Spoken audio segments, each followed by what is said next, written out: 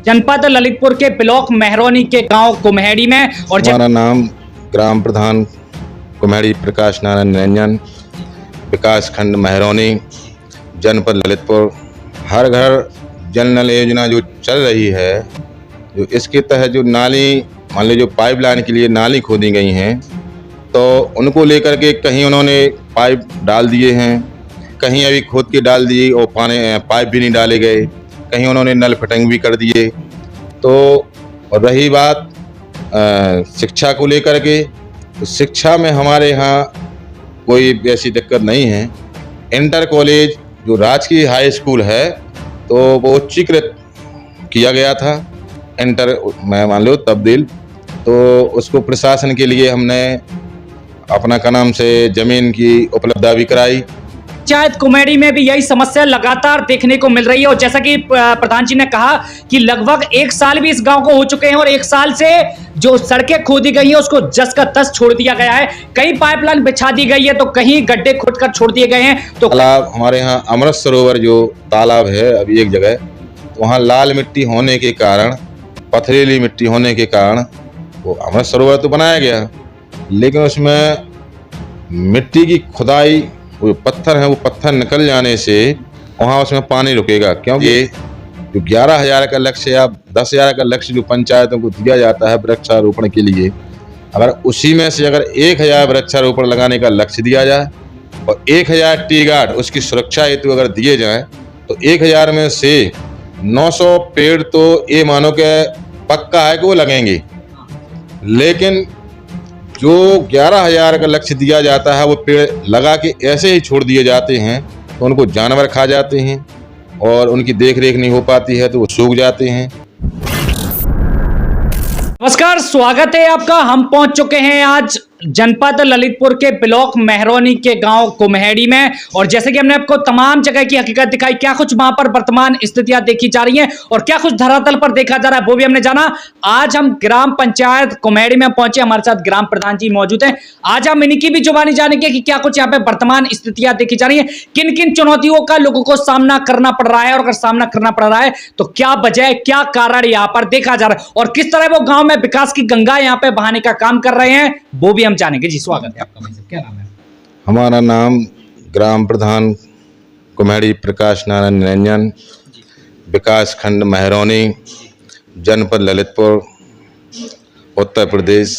अगर हम बात करें अभी वर्तमान स्थितियों की, सड़कों की, हाँ। हर जगह समस्याएं, पेयजल जो पाइपलाइन डाली जा रही है, हर जगह व्यवस्थाएं चरमरा गई है, लोग परेशान हैं कि चूंकि बीच सड़कों को खोद दिया गया है पाइपलाइन, लेकिन आज महीनों बीत गए, सालों बीत गए, लेकिन हालात जस के तस बने हुए। क्या कहेंगे? हर घर जल नल योजना जो चल रही है, जो इसके तहत जो नाली मान लीजिए जो पाइपलाइन के लिए नाली खोदी गई हैं, तो उनको लेकर के कहीं उन्होंने पाइप डाल दिए हैं, कहीं अभी खोद के डाल दिए और पाइप भी नहीं डाले गए, कहीं उन्होंने नल फिटिंग भी कर दिए।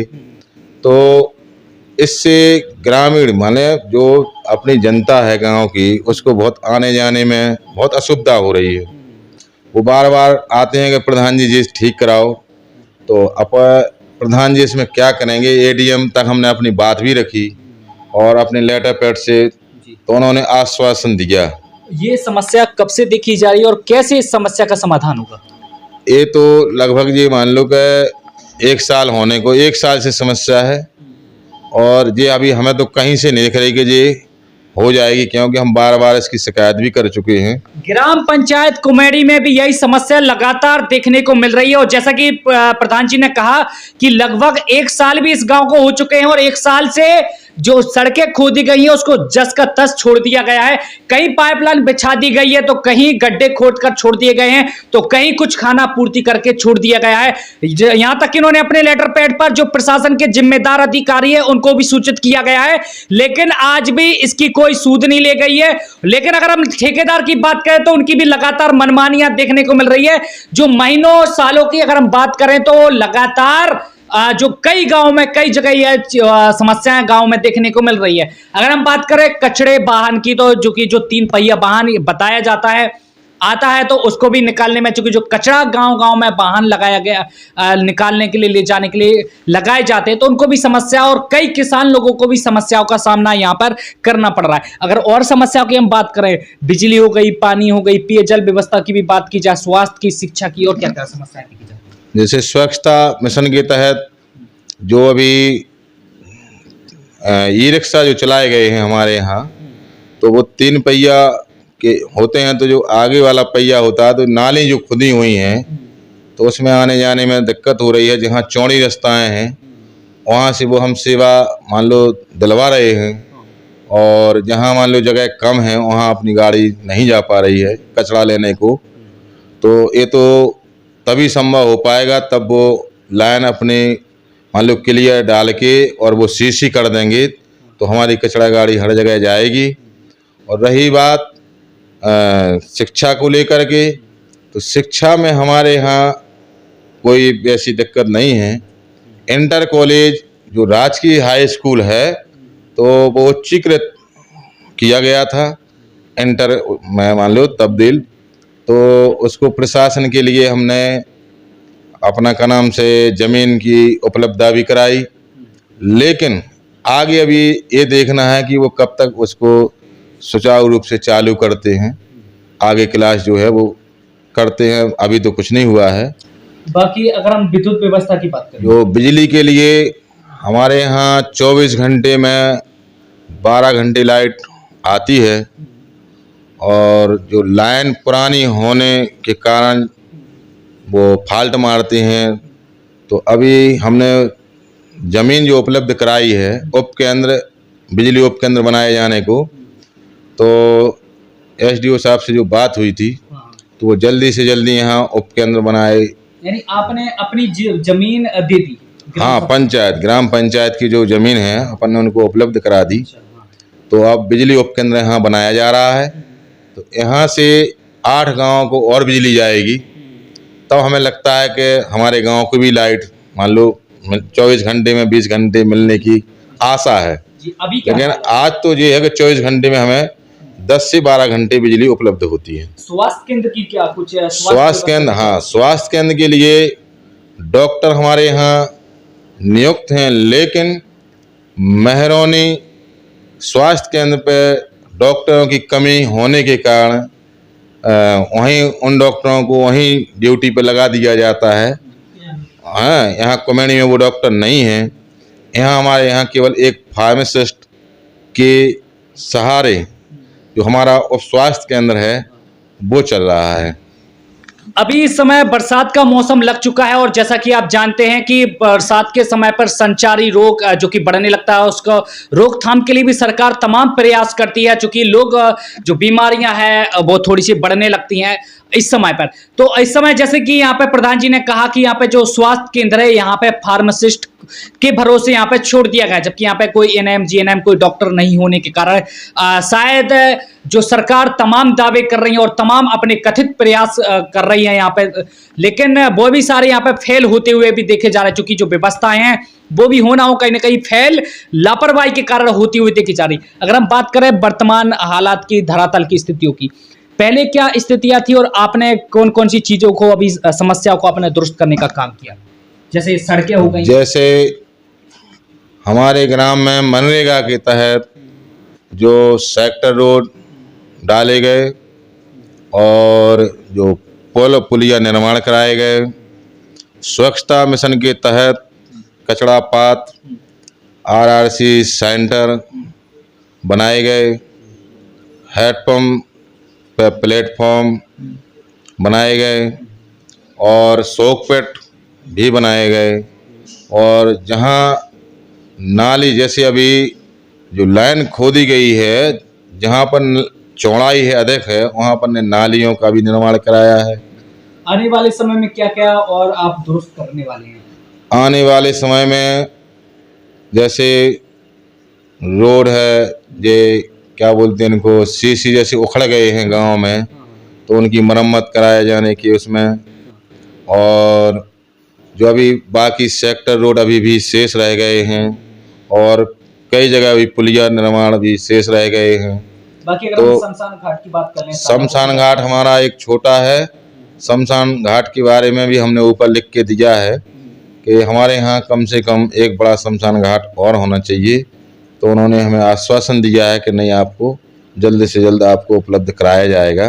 बाकी तालाब की क्या कुछ? तालाब हमारे यहाँ अमृत सरोवर जो तालाब है अभी एक जगह, तो वहाँ लाल मिट्टी होने के कारण, पथरीली मिट्टी होने के कारण वो अमृत सरोवर तो बनाया गया, लेकिन उसमें मिट्टी की खुदाई, वो पत्थर है, वो पत्थर निकल जाने से वहाँ उसमें पानी रुकेगा। क्योंकि यही बरसात में तो पानी एक दो दिन में वो बरसता रहता है, तो पानी रहता है उसमें।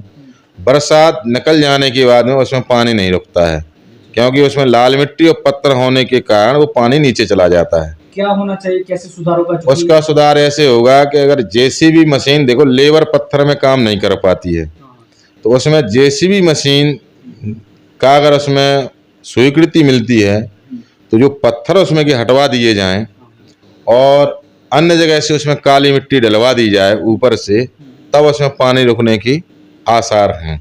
प्रत्येक वर्ष वृक्षारोपण कराए जाते हैं। हाँ। सुरक्षा को लेकर कई जगह से बातें सामने आ रही हैं कि सुरक्षा नहीं दी जाती, जिस कारण जो वृक्ष लगाए जाते हैं। वृक्षारोपण को लेकर यह है कि सरकार से हम लोगों ने मौखिक रूप में अपने ऊपर वाले अधिकारियों को मौखिक रूप में बताया कि साहब, अगर ये जो 11,000 का लक्ष्य या 10,000 का लक्ष्य जो पंचायतों को दिया जाता है वृक्षारोपण के लिए, अगर उसी में से अगर 1,000 वृक्षारोपण लगाने का लक्ष्य दिया जाए और 1,000 टी गार्ड उसकी सुरक्षा हेतु अगर दिए जाएं, तो 1,000 में से 900 पेड़ तो ये मानो कि पक्का है कि वो लगेंगे।